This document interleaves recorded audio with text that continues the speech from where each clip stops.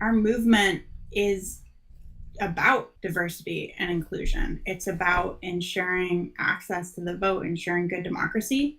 And democracy is only as good as your electorate. If we don't have all the voters participating, we can't have representative winners. If we don't have everyone who shows up able to cast a vote that's meaningful, a vote that's not wasted, then it's not really democracy. And if people aren't empowered to vote their conscience, it's not really a democracy. So I think historically, these questions have been framed in terms of marginalized political parties. Especially, I see a lot of people really passionately coming to the table because they care about two-party domination, they care about representation for the Green Party or the Libertarian Party or the political party of choice that is seen as non-electable. But what we need to realize is that these issues aren't just about political ideologies, they're just as applicable to demographic groups. So if I'm a voter of color in the Democratic Party and I have to strategically vote for the front runner who's the most electable,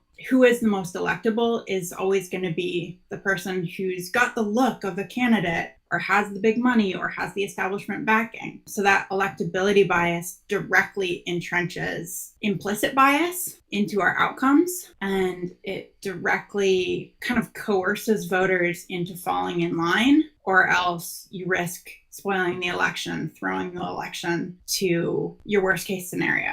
So it's real high stakes, and it really stops people from being able to be represented, which in turn makes people lose faith in the system altogether, not believe that this is a space where they can be effective or have a voice. I think the statistic on that is shocking, but almost 50% of Americans at the national level aren't affiliated with either major party. So just in terms of two-party domination, disenfranchised, disillusioned voters, on that metric alone, it's almost half. If we had a system where people believe their vote makes a difference, I think a lot more people would step up and vote. And if people had a voting method that they feel empowers them, I think that would help voter turnout.